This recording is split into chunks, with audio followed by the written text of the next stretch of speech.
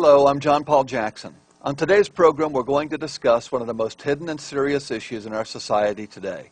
This hidden agenda of Satan is responsible for more broken marriages, broken relationships, lost jobs, and addictions than any other issue we're going to face.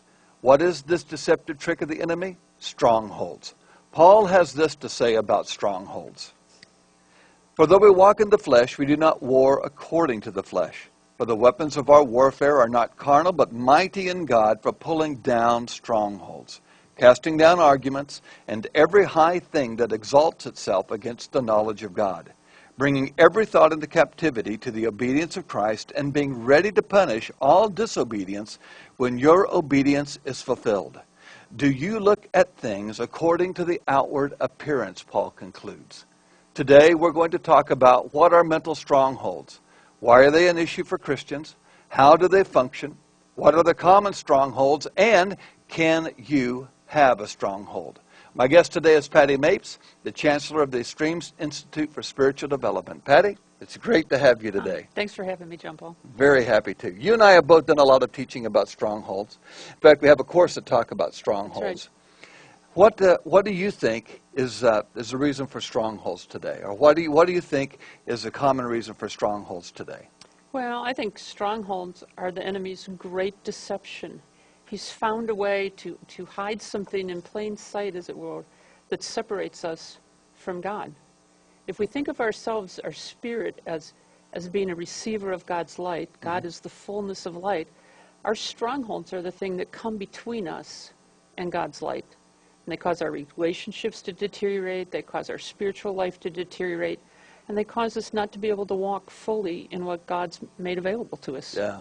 Strongholds, I often talk about strongholds as being very much like you were saying. They're like sunglasses you put on. You put on a pair of sunglasses, and they taint and distort everything that you're looking at from that point forward. So whatever the hue of sunglasses are that you have, whether they're blue blockers or whatever, they'll distort the color of what you're looking at. And that's exactly what strongholds do. They distort the color or your perception of what you're looking at. That's exactly right. That's exactly how they work. So are they also attitudes? Attitudes that we can have? Are they perceptions that we have? Or are they broader than that? Well, I think they certainly manifest in our attitudes. I think one of the things the Lord showed me years ago, the Lord gave me a vision of a minnow bucket. You know, minnow bucket with lots of holes in it. Sure. And there was this big fire hose pointing into this minnow bucket, and all the water was coming out just as fast. Now, I'd been praying and asking the Lord to give me more grace. I wanted to be a person of grace. So when I saw this minnow bucket, I knew I was in trouble. And I said to the Lord, I said, "What is that?" And he said, "Well, that's you, Patty." And I said, "Well, explain it." And he began to show me that he spoke to me and he said, "There's more grace poured out on the earth every day than all the believers can contain." He said, "The problem is you have leaks in your buckets." And he started to show me that the leaks were our strongholds, our opinions and our offenses and our reasoning, and how those things keep us from God. They separate us, how our opinions separate us from the Lord. Yeah. What happens is that little bit of our opinion is a little bit of darkness, and that little bit of darkness gives Satan a toehold to get into us and to affect your life, to affect my life. Whatever stronghold we have, whatever mental perception that we have that is not of God is a stronghold, and it's an argument that argues against what God wants to do.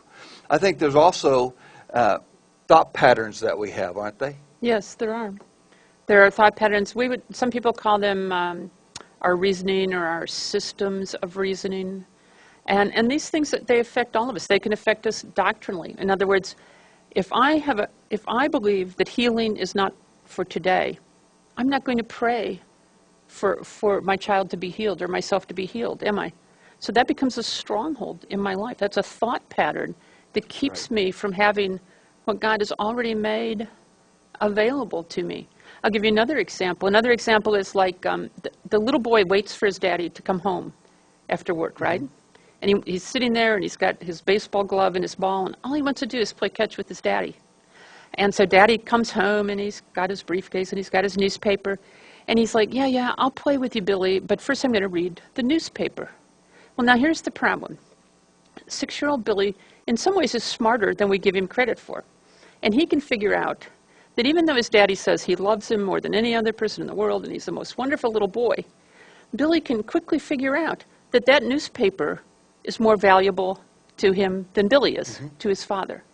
And he knows in a little while, his father's going to take that newspaper, throw it in the trash.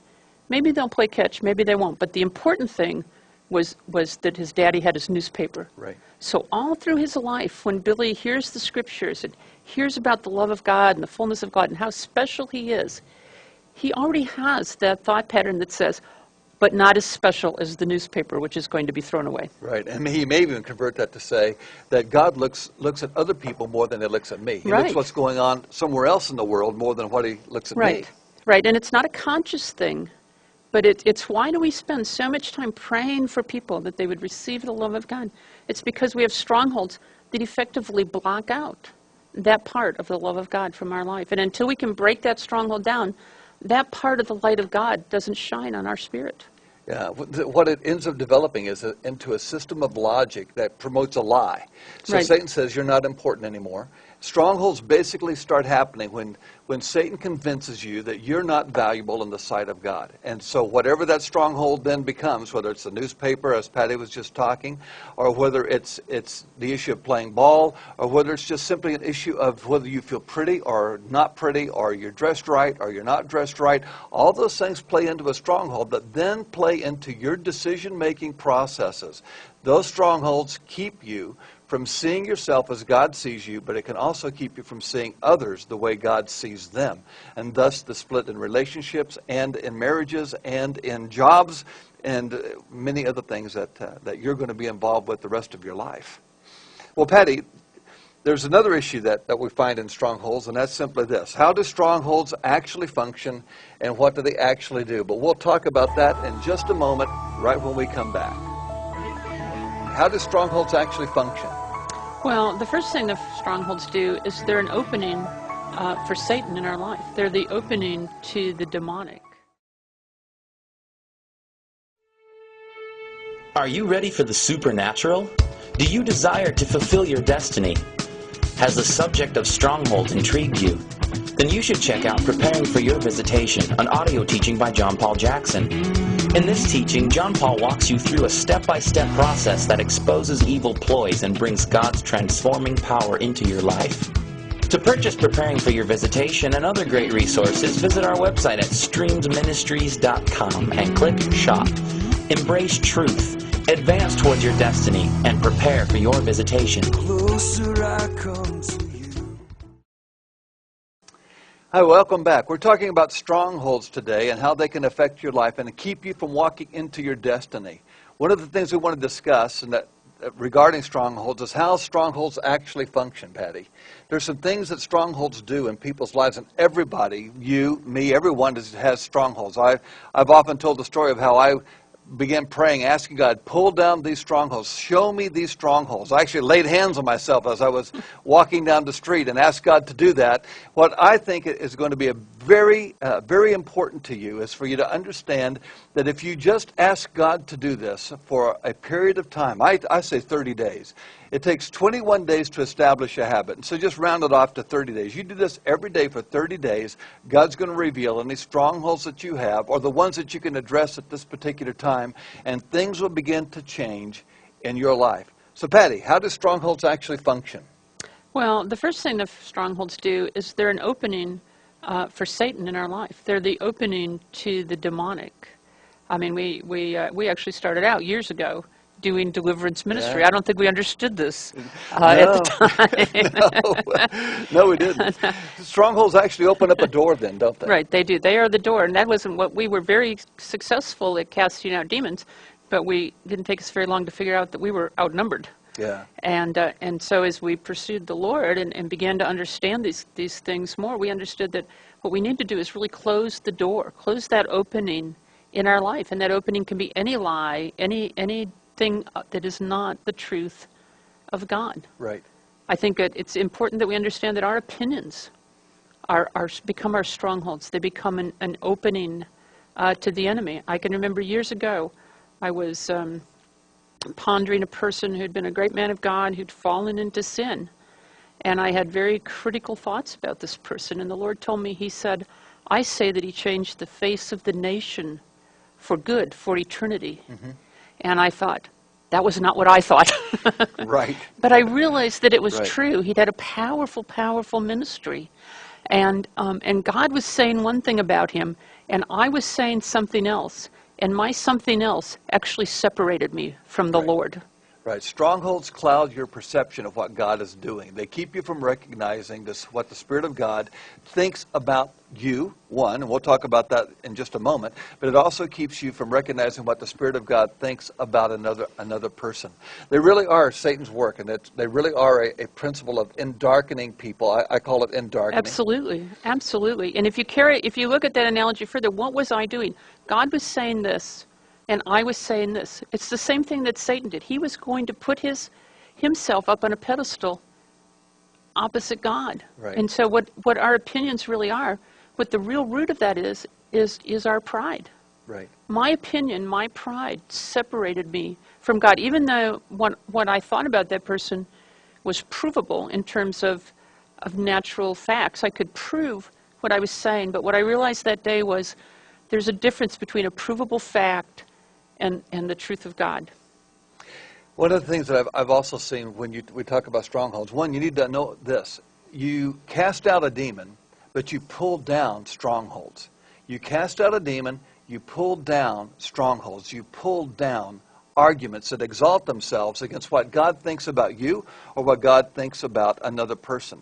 Whenever you have a stronghold, you've taken a snapshot of the moment. You have taken that moment and you've said, this is the way things are always going to be, which then precludes the transforming power of Christ from changing people, changing what they think, changing how they view you, changing how they view other people, changing their attitudes, changing how they handle their own life issues. You relegate them to the way they've always been, and they will always be that way. And that is a stronghold. If you've ever thought they've always been this way, they'll always be that way, that is a stronghold.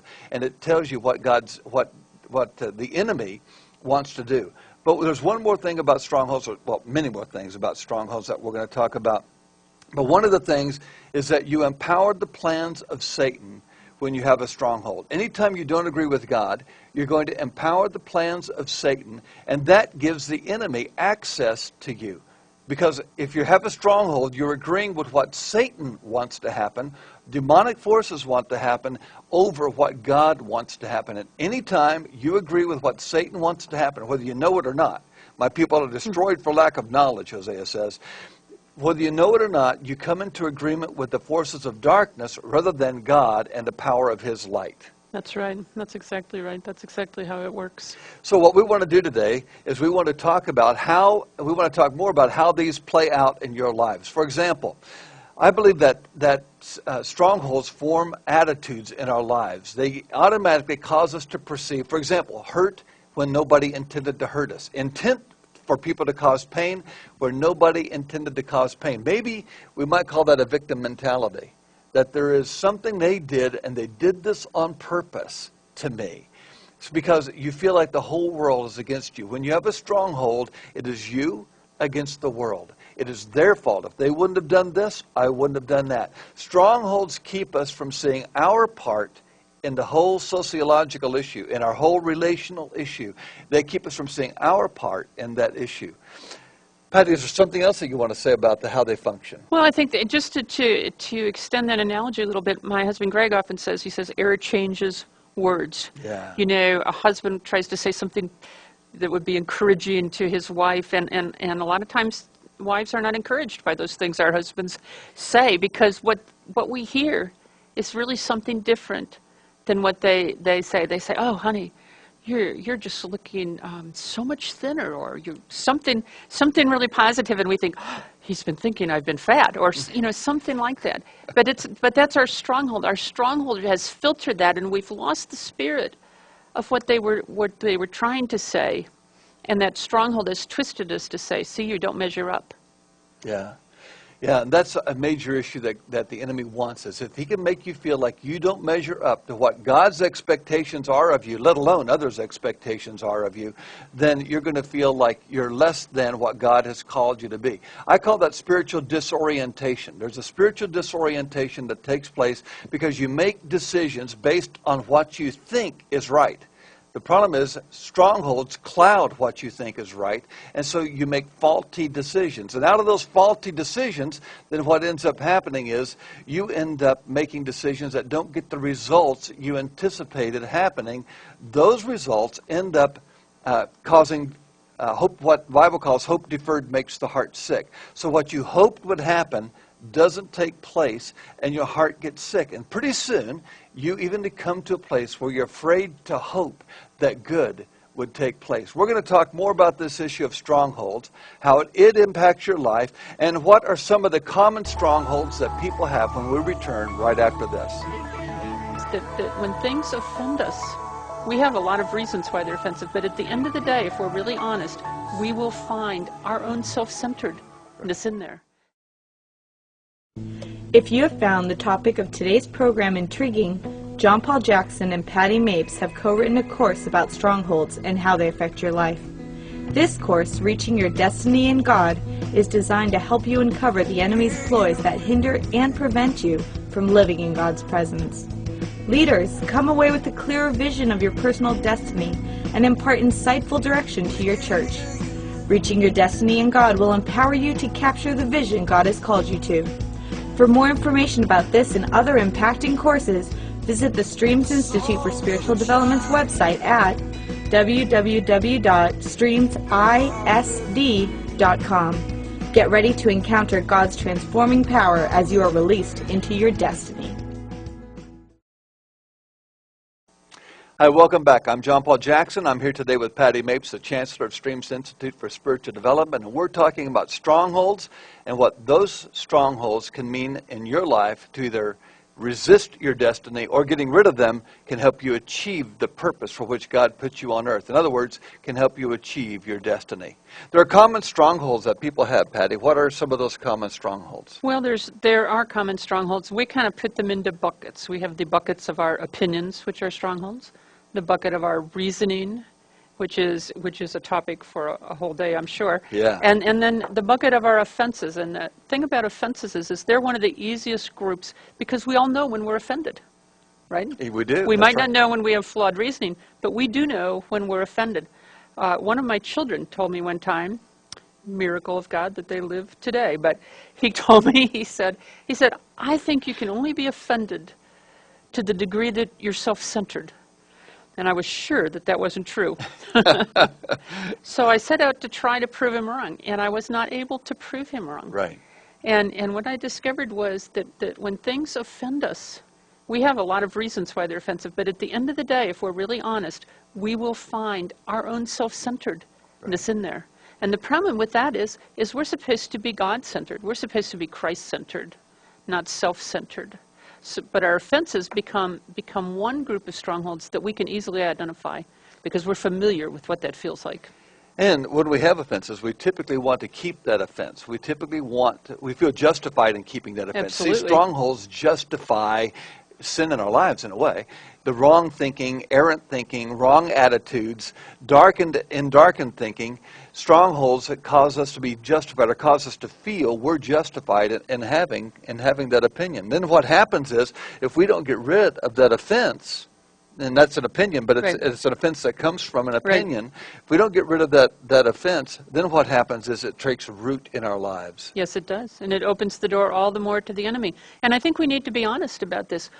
We get offended, and right away what happens? We have all these dark thoughts. They're lies, but they're demonically inspired thinking. Mm-hmm. Satan is there. He is happy to move us down the road of being offended because he knows that the degree that we're offended, we'll be self-centered, not Christ-centered. We'll separate ourselves from the body. Why do most people leave churches?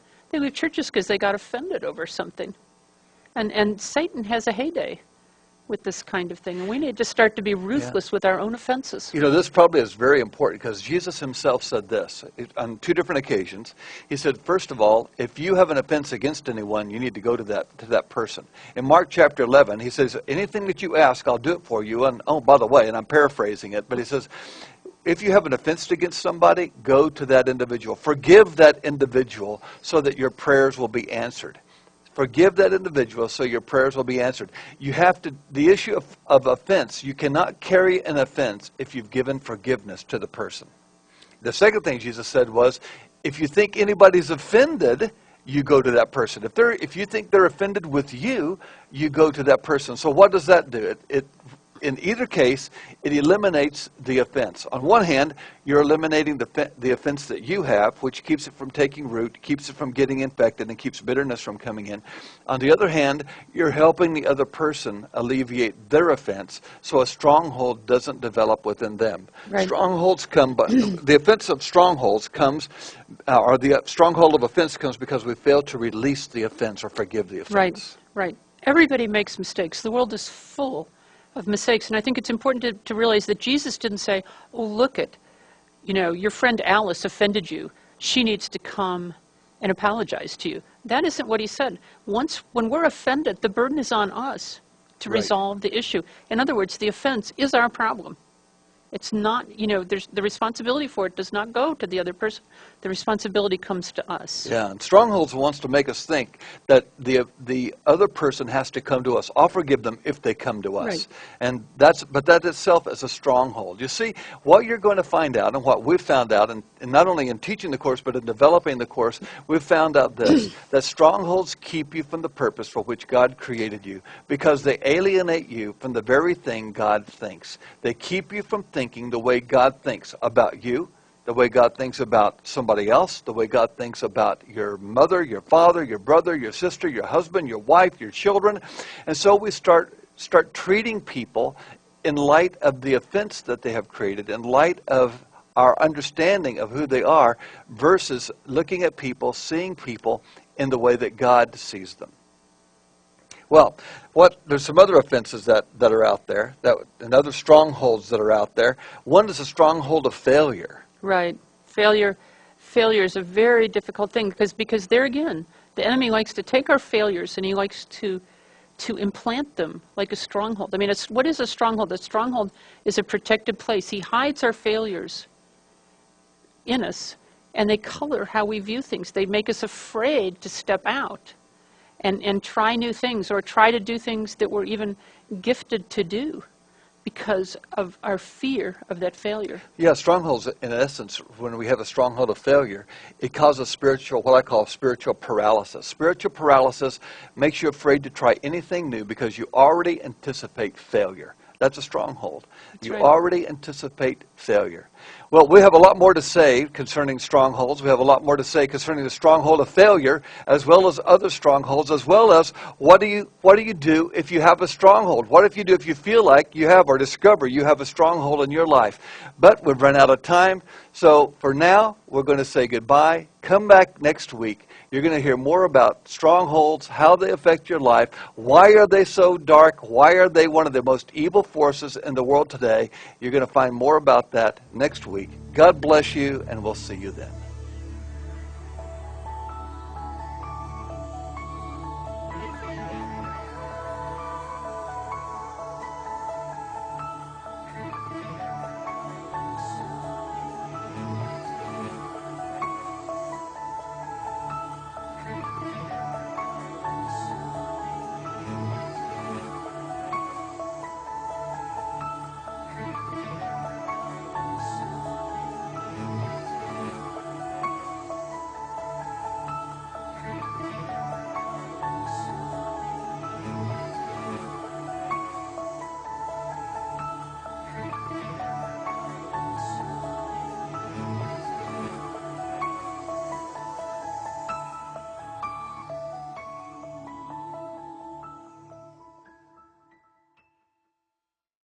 Here comes the rain, washing over me.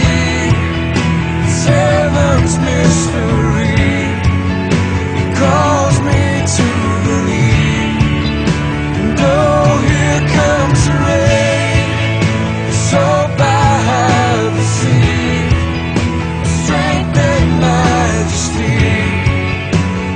washing over me.